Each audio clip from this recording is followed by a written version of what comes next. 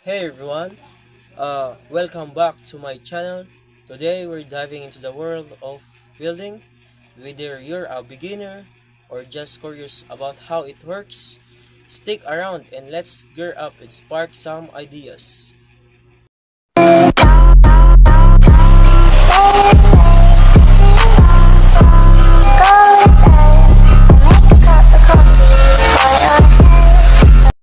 So today vlog, we're going to topic about the welding PPE. So welding PPE is an important part of the welding process. Whether you're a welder or just someone who needs to wear welding PPE for protection, it is important to know what type of welding PPE is available and what will work best for you. So there are parts of the PPE. The You need to wear the welding mask, welding apron, welding gloves, and welding pants and safety shoes. So first, if you are around the welding shop or doing some, or you want to see the, like, you have in the welding shop. So first, you need to wear the respiratory mask. So respiratory is a device designed to protect the wear from inhaling. So yun nga yung respiratory, if yung aso ay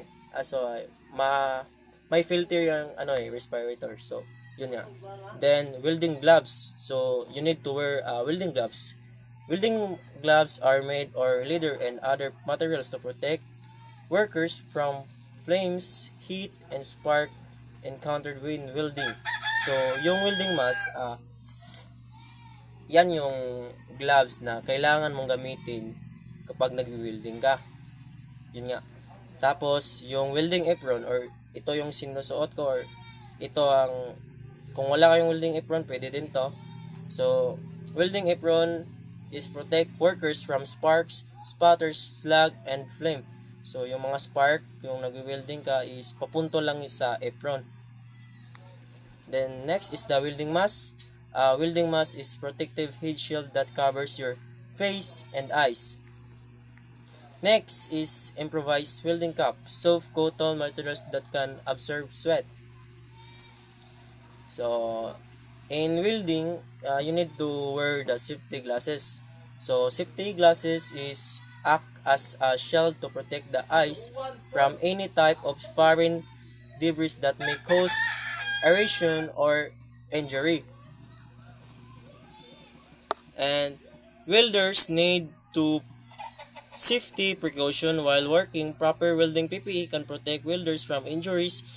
There are many different types of welding PPE and each type has its own benefits and reward. So may iba-ibang klase ng PPE kung ano yung hindi lang sa welding kundi sa anumang trabaho. Nakadepende lang yan. And there you have it. A quick intro to the welding. If you found this helpful, please don't forget to like, comment, and share and subscribe.